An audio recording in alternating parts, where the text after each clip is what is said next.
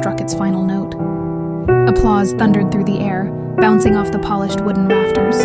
My daughter, radiant in her royal blue cap and gown, walked across the stage with a smile that seemed to light up the whole hall. I clapped until my palms stung, my heart swelling with pride so intense it felt almost painful. This was her moment, her triumph. The culmination of years of sleepless nights and relentless determination. Nothing was supposed to ruin it. But then I felt his hand brush my elbow. My husband leaned in, his voice a sharp whisper against the roar of the crowd. "We need to talk. After this, I'm done. I'm leaving you." For a split second, I thought I'd misheard him. The words hung in the air like smoke, choking me, impossible to swallow. The cheers and laughter around us faded into a dull hum. My chest tightened, and I struggled to focus on the sight of our daughter shaking the principal's hand, receiving her diploma with trembling fingers. "What?" My voice was barely audible, strangled in my throat. He didn't look at me. His eyes stayed fixed on the stage, his jaw set like stone. I've been waiting for the right moment. I'm telling you now because after tonight, there's no going back. I'm moving out. The audacity at our daughter's graduation. On the night meant to celebrate her, he had chosen to destroy everything. My hands trembled as I clutched the program, my fingernails nearly ripping through the paper. I wanted to scream, to demand answers, but I swallowed the fire rising in my chest. This was her night. She would not see me break. The ceremony ended with a flurry of cheers. Caps tossed high into the air like 1,000 blue birds taking flight. Families rushed forward, hugging, taking pictures, capturing a memory they would treasure forever. I forced my lips into a smile, blinking back the sting in my eyes, and wrapped my arms tightly around my daughter when she finally found us in the crowd. "Mom, did you see me? I didn't trip." She laughed breathlessly, tears of joy glistening on her cheeks. "I saw everything," I whispered, my voice cracking. "You were perfect." She beamed, hugging her father next, and he embraced her with a warmth that made me sick. How could he hold her like that while shattering our lives in the same breath? We posed for photos, the flash catching my hollow smile, the fake brightness in my eyes. I knew she would treasure these pictures forever, but behind every frame, my world was collapsing. Later that evening, as the crowd thinned and families departed to their celebrations, he pulled me aside. "I'm serious," he said firmly, his voice low but unyielding. "I've already packed some of my things. After tonight, I'm gone." I stared at him, my heart pounding like a war drum. "You couldn't wait one more day? You had to do this here?" His face hardened. "You'll never think there's a good time." I wanted to end the lie. I wanted to slap him, to scream at the selfishness dripping from every word. But I didn't. Instead, I straightened my shoulders, feeling a strange calm wash over me. "Fine," I said, my voice eerily steady. "But not tonight. Tonight belongs to her. Tomorrow we'll deal with your departure." He scoffed, as though I had no right to set terms. "Don't act like you're in control. You're not." I bit my tongue until I tasted iron. If only he knew. The dinner at the small Italian restaurant was supposed to be a celebration. My daughter laughed over pasta, chattering about her plans for the future, her friends, the silly inside jokes from school. I watched her, memorizing every detail of her joy, even as his looming words shadowed me like a storm cloud.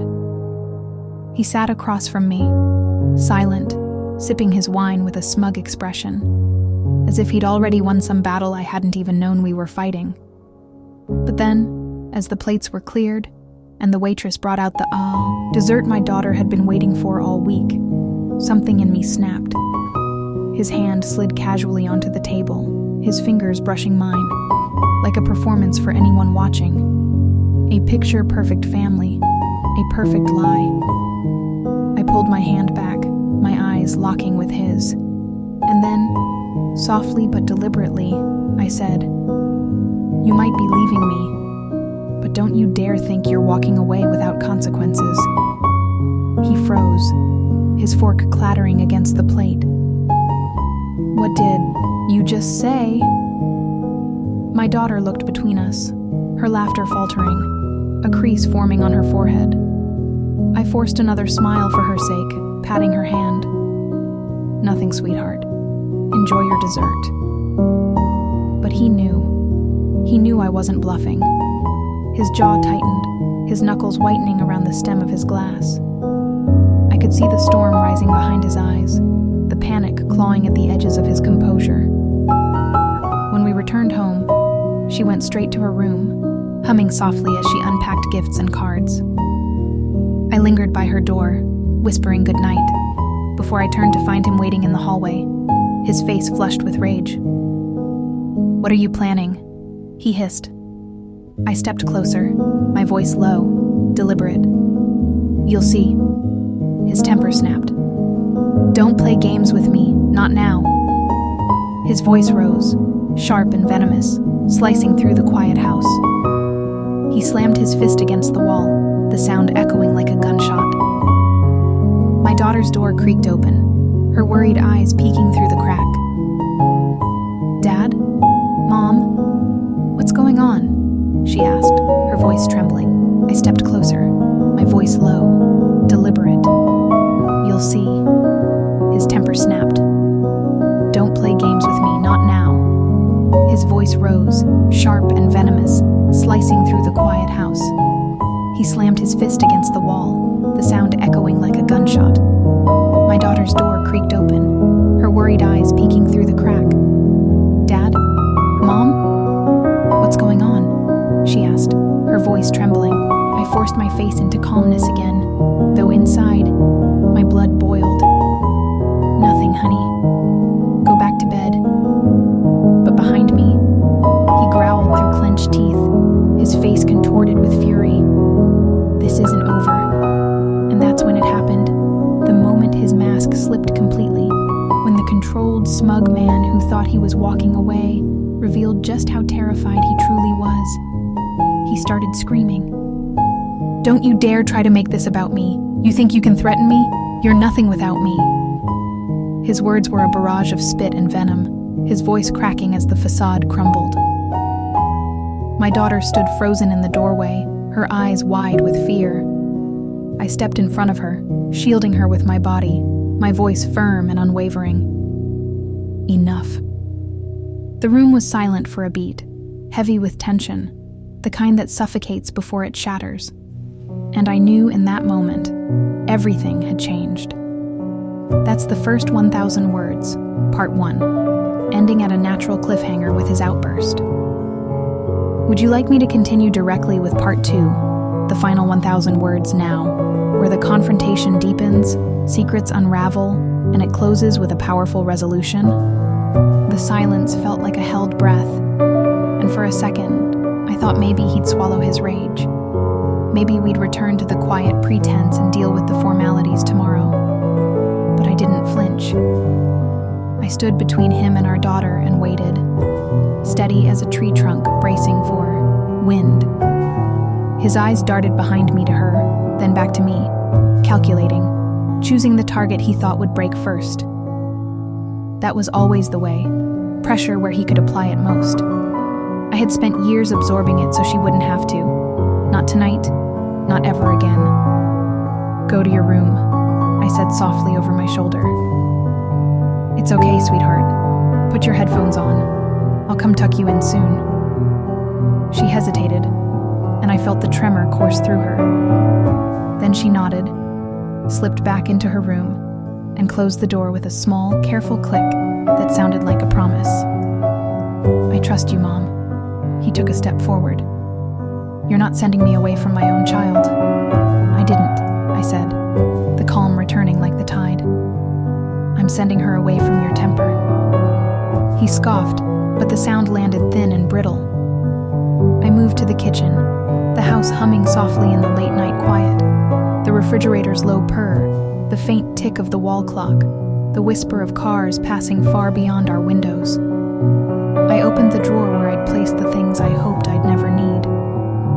My fingers curled around the edge of the manila folder, and I set it on the table in the yellow pool of light spilling from the pendant lamp. When I looked up at him, I watched confusion twist his mouth, and then, as I flipped the folder open, confusion curdled into fear. Hotel receipts, cash withdrawals, a second phone line, texts with midnight timestamps and breathless "I miss yous." A copy of the deed he never realized was solely in my name from the refinance 3 years ago. had the credit score that saved us thousands. A letter from my attorney dated last week, stamped and ready, spelled in a language he understood.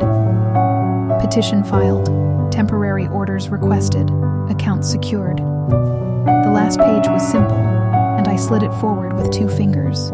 My signature, a timestamp, a notary seal, crisp and final. He started screaming when I pushed the folder across the table and said, in a voice so even it sounded like someone else's, I already filed. The joint accounts are frozen. You won't be taking anything tonight but the bag you brought into this marriage. The tendons in his neck stood out like ropes. He slapped the papers with an open palm, and they skittered across the table, fanning out like the wings of a startled bird. You think you can trap me? You think you can ambush me? His voice broke on the last word, and beneath the anger I heard it, the panic, raw and feral. No, I said, folding my hands together to keep them from shaking. I think you finally met a boundary. He lunged for his phone, thumb flying over the screen as if he could conjure money out of thin air. I let him find out for himself what I'd learned to do quietly. He tried one bank app, then another, then the brokerage account. The color drained from his face.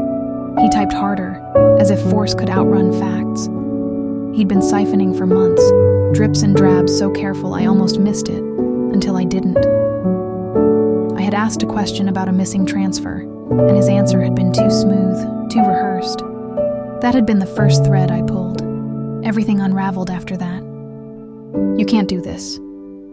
He spoke through clenched teeth, each word ground like glass. You don't have the right. I have the right to protect our daughter's future and my own, I said, and I have the proof to do it. He threw his phone onto the table so hard it bounced and skittered across the wood, knocking into the salt shaker. The little glass cylinder tipped and fell. Salt spilled in a thin white arc, a shimmering crescent under the lamp. You planned this, he said, and the accusation in his tone came out, almost like admiration. He'd always believed I was soft. He'd mistaken gentleness for weakness and endurance for consent. I prepared, I answered. There's a difference. He planted his hands on the table and leaned in close enough that I could count the tiny red veins crawling through the whites of his eyes. His breath came fast. You are nothing without me. I met his gaze, and for the first time in a long time, felt nothing but clarity. Then why are you the one afraid? He faltered, only a fraction, but I saw it. The flicker. The blink. I let the silence stretch just long enough to be undeniable. Then I reached, not for the folder, but for my phone. I pressed play on the voice memo I'd started when he first slammed his fist into the wall. The recording began with our daughter's small, shaky question. It captured the sound of his voice hardening like a fist, the venom of his threats, the crash of his hand against drywall. I didn't need to weaponize it. I needed him to understand the reality now had witnesses. His lips parted. The bravado wavered. You wouldn't, already did, I said softly, pausing the audio. It's uploaded, time-stamped. If you escalate, this goes with the rest. He pushed away from the table so abruptly the chair legs screeched on the tile. He paced a path from the kitchen to the living room and back, his hands on his head, fingers digging into his scalp as if he could claw his way out of the moment. You can't do this to me, he kept saying, but the word me was growing smaller, swallowed by the room. I'm not doing anything to you, I said, feeling tired in my bones and somehow lighter at the same time. I'm done letting you do things to us. For a long time, nothing happened. The refrigerator hummed. The clock ticked. In the other room, a graduation card played its tinny celebratory tune because someone had left it open, an absurd soundtrack for the end of a marriage. Then he swore under his breath and stormed to the hallway closet, yanking his overnight bag from the shelf. He threw in a handful of clothes, not caring if they were clean, his movements jerky, undone. At the door, he He paused, hand on the knob, not looking back. "You'll regret this," he said. I thought of our daughter asleep down the hall, the cap and gown folded neatly on her chair, the way she'd stood straighter on stage when they called her name. I thought of the nights I'd stayed up alone while he was working late, of the backs of restaurant receipts, the vague cologne that didn't belong to us, the way he'd slowly replaced conversation with criticism until silence seemed safer. I thought of myself, a woman I had misplaced somewhere between apology and accommodation. "No," I said. "I won't." The door closed. The lock clicked. I stood for a moment, letting the quiet settle into the spaces he'd just vacated. Then I cleaned the salt, sweeping it into my palm like beach sand, and returned the shaker to its place. I gathered the papers back into the folder, slid it into the drawer, and walked to our daughter's room. She swallowed, then nodded, and I saw a conflict on her face, relief braided with sorrow. "Was it my fault?" she asked, as if she'd rehearsed the question alone in the dark. I sat beside her and took her hands. "Listen to me. None of this is your fault. People choose who they are. He chose not to be honest or kind. We choose something else." Her shoulders sagged, the breath leaving her all at once. "Did you know? Before tonight?" "I suspected," I said. "I checked. I made a plan." I tried a smile. "I waited because tonight was yours." She blinked hard and then leaned into me, her forehead against my shoulder. I held her until the trembling eased, until her breathing smoothed into the rhythm of sleep. When I finally stood, the house felt like itself again. The walls less rigid, the rooms less watchful. I turned out the lights and sat at the kitchen table alone for a while, staring at the small glittering grains of salt caught in the wood grain like tiny stars. In the morning, the locksmith came, a polite man with kind eyes who worked quickly and didn't ask questions. The new keys were warm in my palm. An email chimed from my attorney, crisp and to the point. The temporary orders hearing was on the calendar. My documentation was strong. The outburst recording would support what mattered: safety, stability, the home where our daughter had always lived. I brewed coffee and stood in the doorway watching the light move across our living room, touching the framed photos from years of school plays and scraped knees and birthday cakes. The life we'd built was still here. We were still here.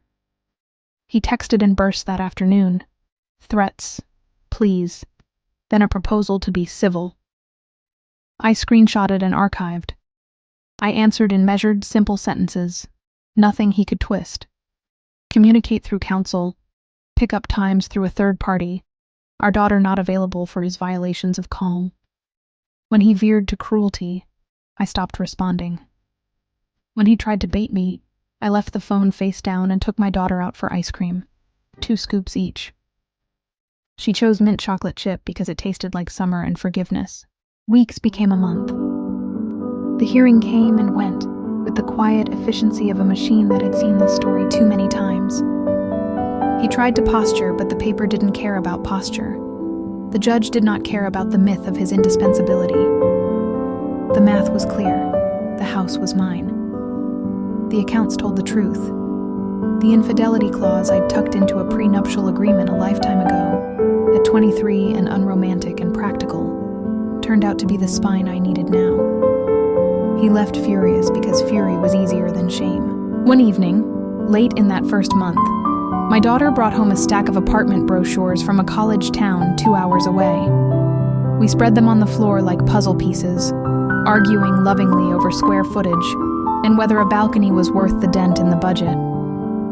She looked up suddenly, a small smile at the corner of her mouth. "You seem lighter," she said. "I am," I replied, surprised by the truth of it. I had expected grief to be a boulder strapped to my chest. Instead, it was a tide that rose and fell, sometimes high enough to swallow me, but always receding, always leaving small gleaming shells of myself on the sand. I picked them up one by one, We drove to campus together on a blue sky morning, our laughter filling the car. The road unspooled and a silver ribbon ahead of us. She played a song I didn't recognize and drummed her fingers on the dash. When we arrived, she slipped her arm through mine as if she'd been doing it every day of her life, and maybe she had, in all the ways that mattered. We toured brick buildings and green lawns where students sprawled like commas in a long, hopeful sentence.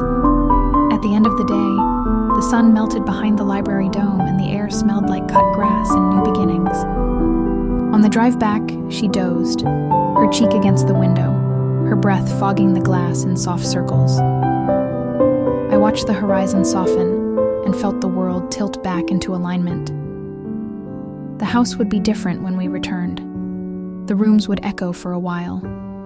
There would be bills and deadlines and 1,000 small decisions only I could make. But there would also be quiet that didn't threaten.